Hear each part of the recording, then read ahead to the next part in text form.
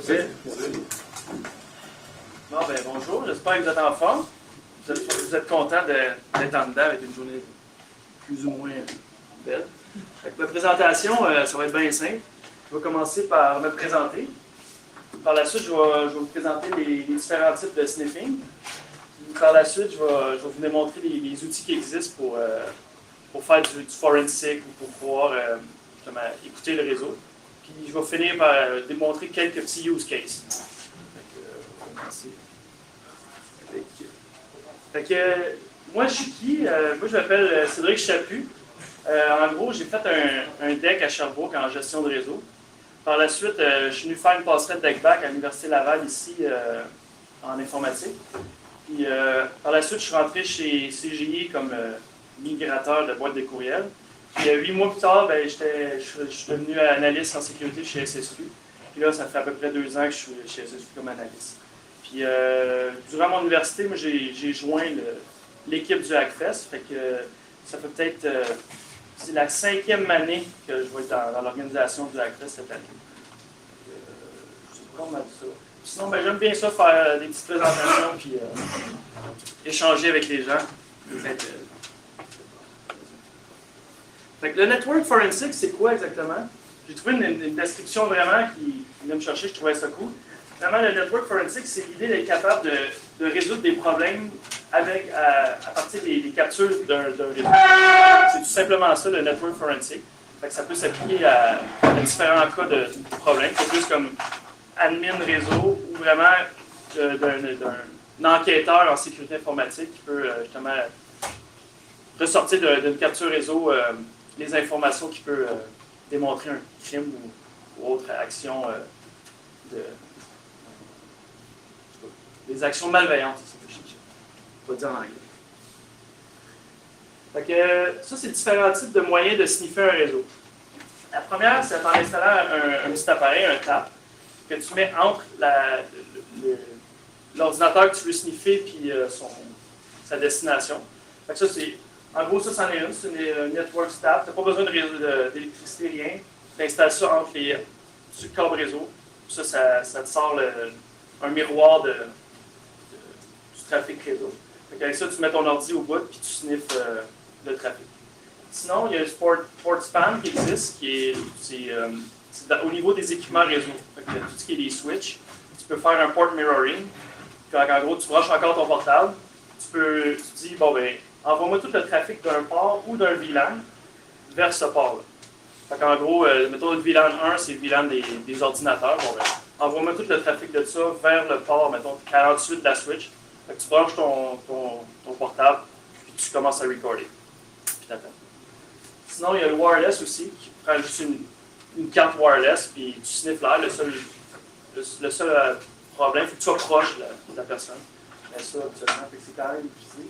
Sinon, il y a Hostbase, ça, c'est que tu installes un client sur le poste, puis là, tu peux sniffer le réseau, comme Wireshark. Puis, c'est ça. Quand tu captures, tu peux faire comme. Il y a 2 gros formats que tu peux avoir, soit les P4 ou les NetFlow. Il faut faire attention avec un et l'autre. Les P4, ça concerne tout le paquet au complet. Fait que tout le data, fait que quand tu fais un ping, tu vois le contenu, tu fais des requêtes DNS, tu vois tout le contenu. Puis les NetFlow, ça regarde juste les headers des paquets. Fait que, je vais passer à mon autre slide. Il faut faire attention. Parce que, justement, les flows, c'est égal pas les P4. Comme on peut voir ici, là, si tu sniffes, mettons, une pipe de gigabit qui est remplie et qui shoot au maximum, si tu sniffes pendant une journée de temps, c'est 8 téraoctets de disques que tu as besoin pour pouvoir sniffer ça. Là. Fait que, tandis que les flows, ça garde juste les headers de paquets, fait que ça, tu es capable d'en avoir vraiment, vraiment beaucoup. J'ai pas de comparatif de grosseur, mais tu peux vraiment exagérer avant d'atteindre le 8 téraoctets. Fait que, étant donné que ça garde juste les flows, fait que, ça, le flow, à quoi ça sert, c'est justement être capable de facilement de mapper ton drive, tout qui parle à quoi, combien de data a été transféré d'un bord puis de l'autre. Fait qu'après ça, tu es capable de faire des corrélations de transfert louche ou chose sans être capable malheureusement d'aller dans le pick-up, d'aller voir le data qui a été transféré. Il faut juste faire attention, les deux, il n'y a pas. Puis il y a 2 principaux protocoles qui existent, qui est le S-Flow, qui est un peu plus Ben, c'est ça. Il y a le SFlow et le NetFlow, qui est souvent déployé dans le Cisco. Puis il est là, sont rendus à la version 5, je crois. Sinon, les outils qui existent pour faire du network forensic, ça c'est les principales. Il y a Wireshark, qui est pas mal, sincèrement, l'outil. Ça c'est pas mal le couteau suisse du network forensic. Tu peux faire à peu près beaucoup de choses là-dedans. La seule lacune qui pourrait manquer, c'est l'automation. Wireshark, ça ressemble un peu à ça. Fait que tu as vraiment le raw data de tous les paquets, le protocole, le port. Tu vois le contenu du data, l'heure qui est envoyée, les sources, les destinations. C'est vraiment comme on peut voir ceci en tous les niveaux de layer. Il parse le paquet puis il te l'affiche. Sinon, l'autre outil qui est vraiment déployé sur toutes les Linux, pas mal, c'est vraiment l'outil par excellence, c'est en command line. C'est TCP-dump. Ça te permet justement de sniffer le réseau puis de faire des filtres. Avec ça, tu es capable de faire des captures réseau sur, mettons, un serveur Linux. Après ça, tu l'exportes puis tu peux l'ouvrir avec Wireshark, par exemple. Sincèrement, pour sniffer, c'est un des outils Linux. En tout cas, à moins que vous en connaissiez d'autres, moi, c'est celui-là que je connais pas mal et qui marche le mieux. Sinon, prochain, il y a Scapy, qui est une librairie Python pour parser des PCAP ou sniffer en même temps. Avec ça, tu es capable de forger des paquets. Mettons, tu sniffes le réseau, si tu vois un type de paquet, tu peux tout de suite en envoyer un forgé. Tu peux analyser des PCAP pour sortir le data que tu veux. Avec ça, comme on peut voir, c'est ça. Là, il summary les 9 paquets qu'il y a dedans. On voit la destination, le protocole. C'est pas mal ça. Pour tout ce qui est automatisation d'analyse de PCAP, on peut se faire des scripts avec Scapy, justement sortir l'information tout de suite d'un PCAP. Comparativement à Wireshark, des fois, c'est pour automatiser, ça va un petit peu moins bien. Mais avec ça, c'est possible. Ça marche super bien sur Linux. Sur Windows, ça se fait, mais ça a l'air compliqué. Mais ça va super bien en Linux. Sinon, il y a NetWitness Investigator, qui est un freeware de la compagnie ARSA. En gros, ça, c'est pour analyser des captures de paquets. Lui, il sort justement automatiquement des résumés de, tout ça, c'est toutes les requêtes DNS, ça, c'est tout le type HTTP. Ça, tu es capable de ressortir le trafic HTTP puis voir la page comme que la personne l'a vu. Ça permet vraiment d'automatiser. C'est un freeware. Je ne l'ai pas essayé, mais il a l'air assez complet. Sinon, il y a Network Miner, qui ça aussi, c'est un freeware. Je pense qu'il y a une version pro qui existe. Puis, c'est un peu la même affaire. Ça te permet d'analyser les PCAP plus rapidement. Comme là, on peut voir justement, là, il te sort toutes les images qu'il est capable de voir dans ta capture réseau. Tout ce qui est transféré en clair, au niveau des images, on les voit. Sinon, ça fait. Si tu vois les hosts, sources, destinations, bien dans un beau diagramme. Sinon, il y a Explico, qui est un logiciel open source. En gros, ça, c'est un serveur web qui écoute. Ça, avec ça, tu peux uploader tes PCAP là-dessus ou tu peux faire des captures réseau. Puis après ça, tu es capable, justement, comme ici, on peut voir, là, on est capable d'aller extraire des captures, une conversation cible de téléphone IP. Donc, on est capable de reconstruire la trame puis l'écouter.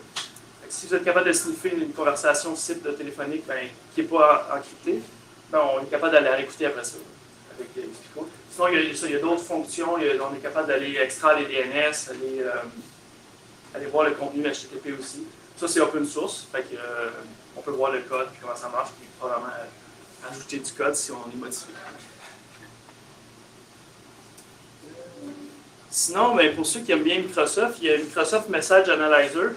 Ça, c'est un outil vraiment, il ne fait pas que sniffer, mais tous les messages qui transgisent au niveau des processus, des cartes réseau, il est capable de les analyser. C'est vraiment un outil quand même très complexe, mais très puissant aussi.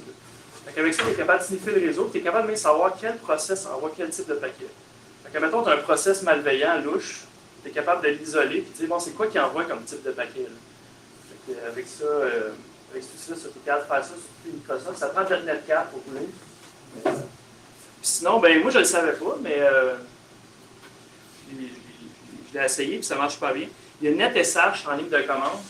Là, je leur sors la commande. Mais finalement, c'est NetSH. Tu es capable de sniffer le réseau. Là, ça te sort un fichier de mais ce n'est pas en format PCAP, c'est en format message, en format pour Microsoft Message Analyzer.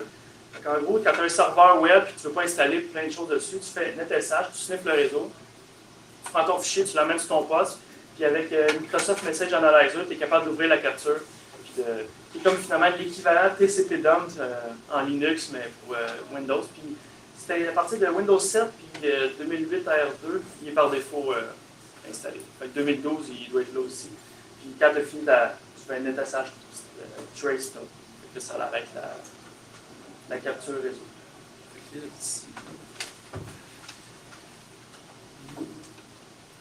Bon, on va parler d'un petit cas usage bien fun qui arrive, en tout cas, moi je l'ai vécu, mais mettons, tu as des logs de firewall, que tu es juste capable de voir justement, il y a un host qui essaie de pigner tout le temps un DNS externe. Là, c'est quand même louche, mais ton firewall il dit juste que tel host il a tenté de parler en DHCP à l'extérieur. Tu ne sais pas plus. Fait que là, tu es obligé de faire une capture réseau pour voir, ou si, admettons que tu n'as pas accès au poste.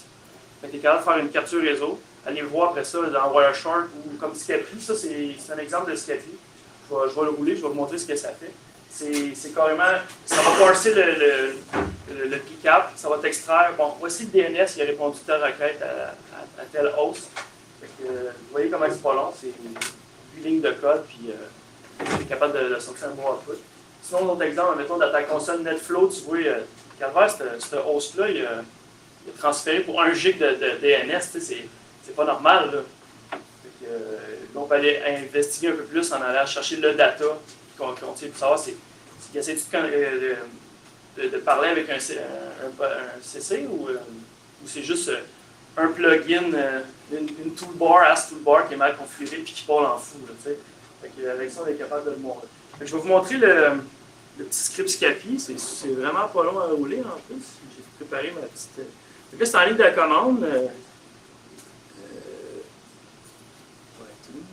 J'ai écrit un petit script qui est exactement celui que je vous ai montré.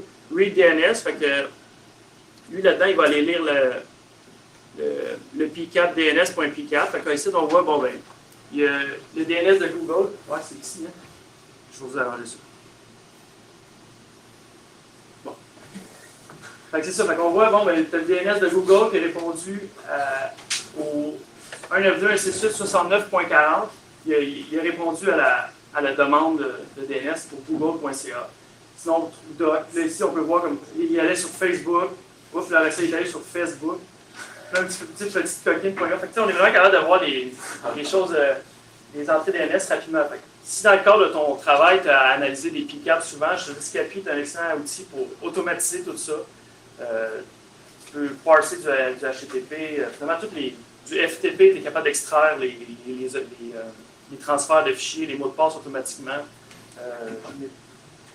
Je ne l'ai pas sur mon poste, là, mais ça, je m'étais codé un script Scapy qui analyse le PCAP et qui sort les username et passwords s'il vaut du FTP passé. Ça peut être des exemples de choses qui étaient possibles. Puis sinon, c'est quand même facile aussi construire des trames. Là. Tu fais IP égale, tu construis ta trame, tu l'encapsules dans le TCP, puis send, puis là, il va t'envoyer un paquet. Tu es capable de forger des paquets comme tu veux avec Scapy. C'est un exemple. Oups. Bon. Sinon, ce qui est possible de faire aussi, c'est avec Wireshark, l'option est built-in dedans. On peut déchiffrer du WPA et du WPA2. Fait que mettons que tu as ton laptop, tu sniffes du wireless. Bien, après ça, si tu as le SSID et le mot de passe, tu es capable de tout déchiffrer la conversation qui s'est passée. Fait que, le seul petit bémol, mettons avec WPA et WPA2, il faut que tu captures le handshake initial de la conversation pour être en mesure de déchiffrer toute la conversation. Fait que souvent, ce que tu fais, c'est que tu envoies un paquet d'IOT pour qu'il se désauthentifie. Après ça, il se réauthentifie, puis là, tu captures le handshake. Puis là, tu es en mesure de tout déchiffrer la conversation close. Et moi, j'ai un exemple pour vous. Ah oui, c'est vrai. Avant de vous montrer, je vais juste parler. C'est possible aussi de déchiffrer du SSL. Fait que, si tu captures une capture réseau, il y a un client qui s'authentifie à un serveur web en HTTPS. Si tu as la clé privée du serveur web, c'est qu'avec Wireshark, dans les options, je vais vous le montrer, tu vas juste spécifier ta clé privée, tu vas spécifier le host, puis lui va tout déchiffrer. Je n'ai pas de capture HTTPS, mais si je vais vous montrer ce que c'est quand même ça va être assez facile. Donc, ici, j'ai ma Wi-Fi puis 4 dans Wireshark. Donc là, ici, on voit vraiment, regarde, c'est du protocole 802.11, du protocole wireless. Fait qu'ici, on voit juste des MAC adresses. Il n'y a pas rien à faire avec ça, mais c'est ça, c'est juste du trafic wireless.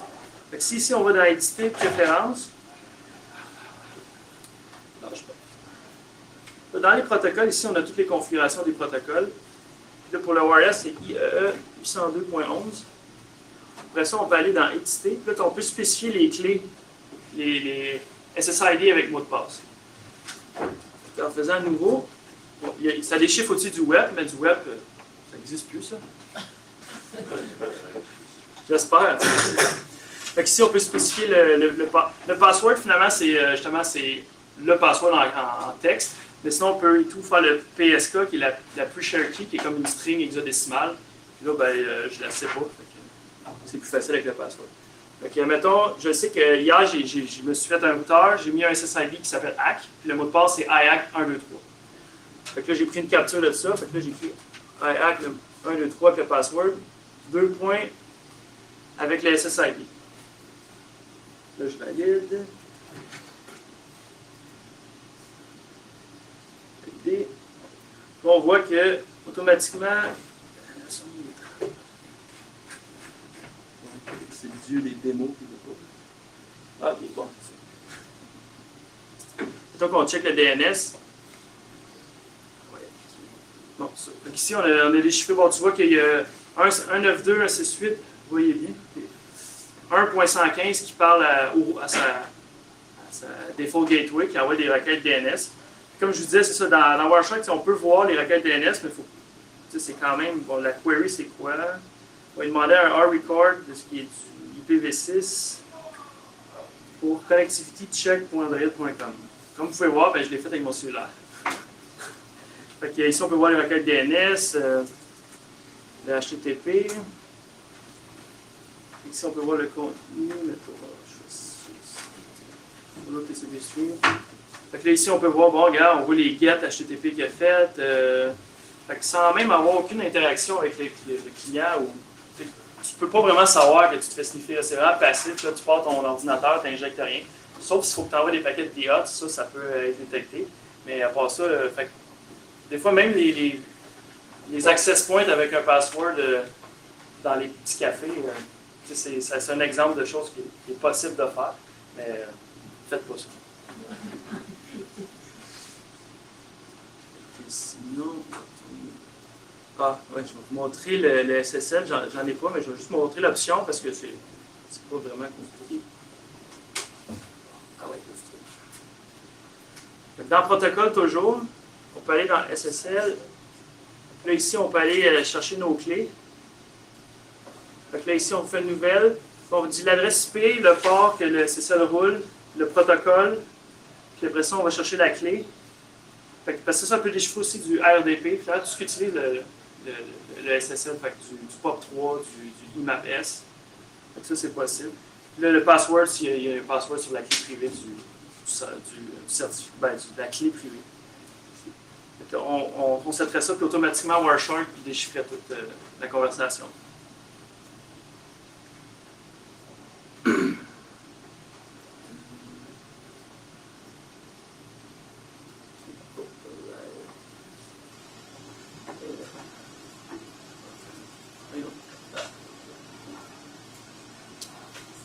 Tu parles d'une affaire. Excusez-le, problème technique.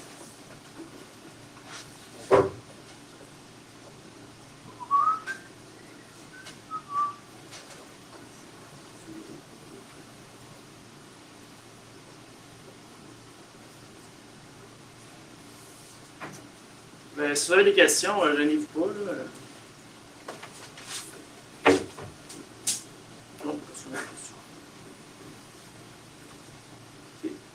Sinon, un autre cas d'usage qui peut être vraiment utile au niveau du network forensic, c'est en analysant un type d'attaque dans une capture réseau.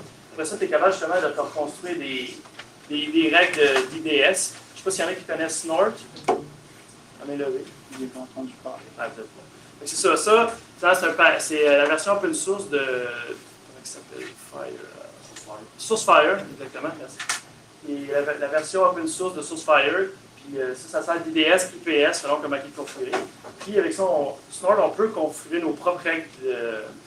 Fait que, mettons, vous avez une vieille application que vous savez qui est vulnérable, mais que vous ne voulez pas la patcher pour X raisons, ben, vous êtes capable de justement, mettons que l'application, elle n'aime pas les cookies qui contiennent OR1 égale 1, ben, on est capable de se mettre des règles d'IDS basées sur la capture ou en sachant la vulnérabilité. Fait que, avec ça, ici, c'est juste une alerte, mais ça aurait pu bloquer le paquet, bloquer la communication. Là, c'est un exemple, c'est pour un cookie HTTP. Mais ça aurait pu être un exploit dans un shell, ça aurait pu être pas mal. C'est pas mal limité par votre imagination, je vous dirais. Mais ça, c'est possible de faire ça aussi. Je n'ai pas d'exemple, malheureusement, mais c'est toujours bon à savoir. Sinon, un autre cas d'usage, c'est reconstruire une conversation téléphonique, comme que je disais. Je vais vous faire la démonstration avec Explico, qui est la version open source de. Ben, pas de version, qui est un logiciel open source pour analyser les. Ah, il faut juste que je fasse. Explico.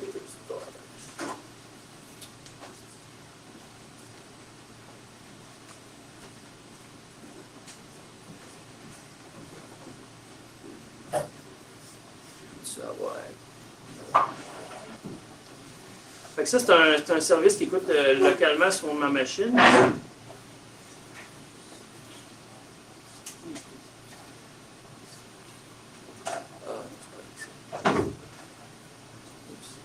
Ouais, je l'ai menti, excuse. Je vais le faire avec Wireshark pour écouter la conversation. Explico, je vais montrer autre chose après. C'est avec Wireshark qu'on va faire Donc ici, j'ai une capture SIP qu'on ouvre. Là, ici, on voit qu'il y a du UDP qui se transfère. Puis là, on voit RTP, qui est le SIP ici, c'est ça. Fait qu'on peut, en allant dans. Oh non, vous ne voyez pas en haut. Dans l'onglet, il y a téléphonie. On va dans VoIP Call.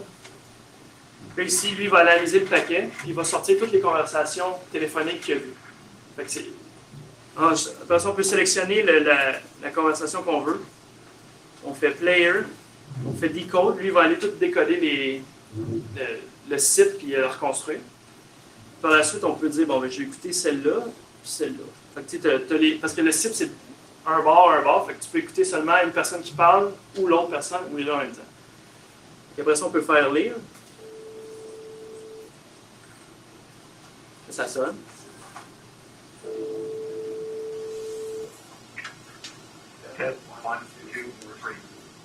Fait que là, ça peut être. Ouais, le mot de passe, c'est 1, 2, 3, 4. Mais, fait que, tu sais, c'est ça. Fait que c'est quand même facile de reconstruire une trame. Explico le fait, Wireshark le fait super bien aussi. Il faut juste utiliser les bons outils. Moi, j'aime bien Wireshark aussi. C'est vraiment mon outil préféré, je pense, pour analyser des keycaps. Fait que, ouais. Sinon, ouais, ça, c'est un autre cas qui est quand même agréable. Ça permet aussi de trouver des fuites de données. Comme je disais tantôt, mettons que avec ton NetFlow, tu vois, hey, le poste, ça fait genre 3 gigs de data qui sort vers Internet en DNS. C'est vraiment des requêtes louches. Fait que là, avec ça, on peut aller faire un PCAP et voir c'est quoi la chose qui transige. Il y a différents types de façons d'extraire des informations. On peut y aller avec un ping. Je ne sais pas si vous savez, dans le ping, il y a un champ de data qui est finalement, habituellement, il génère une string aléatoire. Il envoie ça au serveur. Le serveur est supposé retourner j'ai bien reçu ton ping en renvoyant le même data. Mais là-dedans, on peut mettre du data qu'on veut. Fait. Un exemple que je disais avec Scapy tantôt, moi j'ai forgé un paquet ping avec Scapy, puis j'ai inséré la string que je voulais. Donc là, je l'ai envoyé. Tantôt, on va l'analyser, on va voir qu'est-ce qu'il y a dans le ping louche. Sinon, il y a par DNS. Soit en fait, je ne sais pas si vous connaissez ce type de façon d'extraire ça. C'est on a nom de domaine, mettons hacker.com. Mais là, tu es à l'interne, mais à l'interne, tu permets juste d'utiliser les DNS internes. Mais en faisant des requêtes DNS, mettons, je sais pas, n'importe quoi, .hacker.com, ça va résolver. Mais ça, c'est une façon d'extraire les data. Fait que si tu es capable de mettre ton data dans ta requête DNS, puis à l'autre bout de ton DNS qui écoute, tu es capable de tout reconstruire la trame puis avoir le data extrait finalement. Puis la seule façon que je connais de se protéger de ça, c'est justement en voyant beaucoup de trafic qui sort ou en analysant le DNS. Puis quand tu as des requêtes DNS louches, justement, tu es capable de savoir, tu sais, XV3, une grosse string random, .hacker.com. Habituellement, ça leur allume des lumières tout de suite. Sinon, il y a HTTP ou HTTPS. Fait un exemple, ça aussi, encore une fois, ça, c'est dur à bloquer, mais mettons, le virus, lui, il extrait le data sur Dropbox, par la page Dropbox, sur le G Drive, sur une page HTTP que lui gère. Ça, c'est possible. Sur les différents ports TCP, UDP, ou autres formes obscures, comme, je ne sais pas si vous connaissez, mettons, Bad BIOS. Lui, il est capable de communiquer avec le speaker aux autres ordinateurs. C'est un peu touché. Ça peut être le Bluetooth. Mais encore une fois, là c'est limité. C'est un accès physique à la place, mais c'est des moyens d'extraire des datas d'une compagnie ou d'un poste sans te faire détecter. Ce que je te dirais, si ton poste est infecté, mais que ça sort sur le Bluetooth, c'est bien rare qu'on a des IDS Bluetooth ou des affaires comme ça. Mais c'est des possibilités. Fait que moi, je vais vous montrer un ping louche. Parce qu'habituellement, le ping, il est 64 codes, 64 codes longs. Non, le ping P4. Fait que, si on ouvre ça, là, on voit ici qu'il y a un ping IPv4.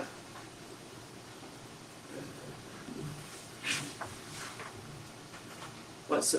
La grosseur est quand même grosse. Fait que si on vient dans Data, ici on peut voir qu'il y a beaucoup de là. Mettons qu'on l'affiche en string. Equal as.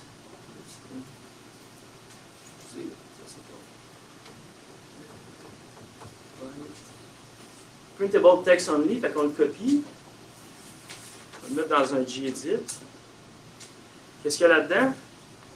Ah, étrangement, ça ressemble à du base 64. Fait que si on va le mettre dans. On va faire online base 64. Cool.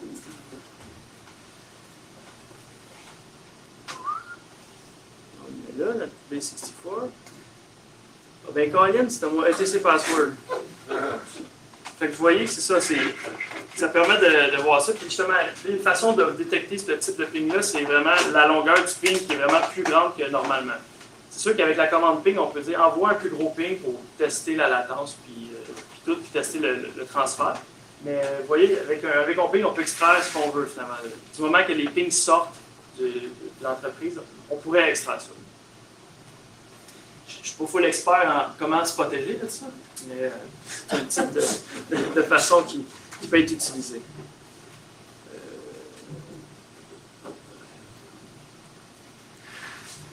Sinon, ça c'était la dernière. Ça. Ouais. Donc, je vais vous montrer avec Explico qu'on peut analyser un PCAP pour sortir tout le HTTP. Ici. Fait que ça marche vraiment comme de l'enquête. Finalement, Explico, tu crées un cas. Puis après ça, dans chaque cas, fait que là, mettons, j'ai le cas HTTP que j'ai créé. Après ça, tu peux rajouter des séances. Fait que dans plusieurs cas, tu peux avoir plusieurs captures réseau que tu rajoutes, qui est une séance. Là, c'est en français, il y en a qui vont peut-être mieux en anglais. Mais fait que là, je me suis créé une séance qui est finalement pour le HTTP pour ma press que j'ai créé. En la créant, j'upload mon PCAP. En faisant parcourir, là, je peux l'uploader. Là, il est déjà fait. Après ça, on va aller dans le graphique. Le DNS. On peut voir toutes les requêtes DNS sorties, super beau. Comme vous voyez tantôt dans Wireshark, c'est quand même difficile un peu. Mettons, il faut que tu filtres, faut que tu. Après ça s'écrit mal. Ben, ça s'écrit. Comme ça, il faut que tu exploses les différents menus. Mais avec, mettons, avec Explico, tu uploads ton PCAP. Dis-moi qu'est-ce qui est intéressant. Là, tu vas dans DNS, il t'affiche le DNS. Tu peux cliquer dans ARP. Là, il n'y en a pas. Fait qu'il n'y en a pas. Sinon, dans Web, on peut aller le site. Là, on voit, OK, bon, ben, il est allé sur tel site. Donc, on peut l'ouvrir. Ah, fait que là, on a exactement une image de qu'est-ce que la personne a vu. On a exactement ce que la personne avait été. Et là, on peut voir des commentaires sur des millions de chats. Sinon, on est capable d'extraire toutes les images aussi. Fait que ici, on voit toutes les images qui étaient dans le PCAP au niveau de la conversation HTTP. Sinon, pas mal ça. Sinon, avec VoIP, on peut construire des conversations cibles. Il y a plusieurs outils à explorer. Sinon... Permets-tu de capturer aussi? Oui, avec Explico, tu peux capturer. Là, c'est ça, il s'installe par défaut sur la machine. Sur mon desktop, je l'ai installé. Mais il te permet de capturer, si tu veux. C'est ça,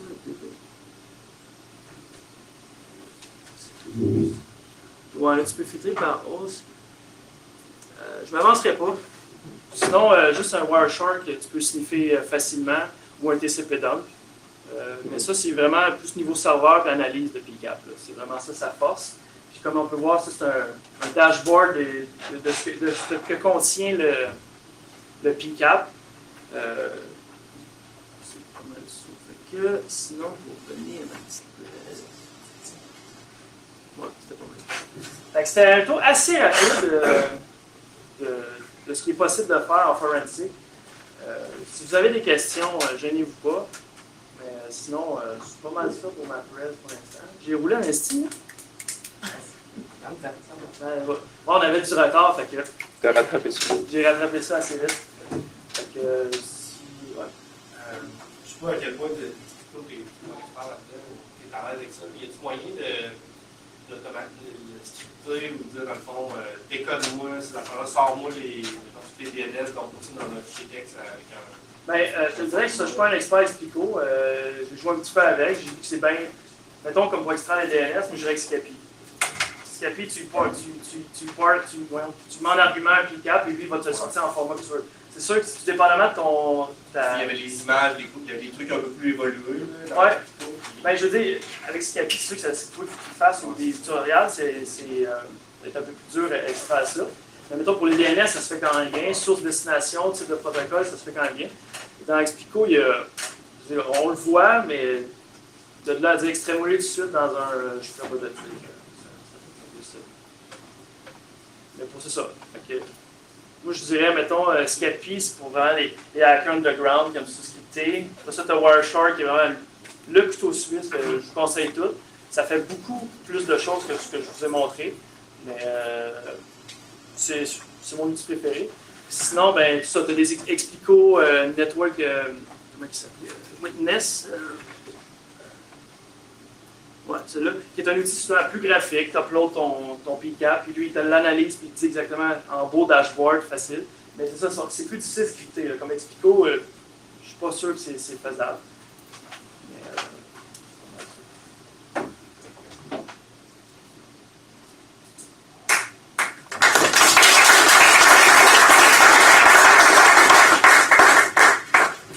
c'était une petite introduction. Peut-être la prochaine fois, il va y avoir Advance. Ah oui, il faut. Advance Advance Scapi.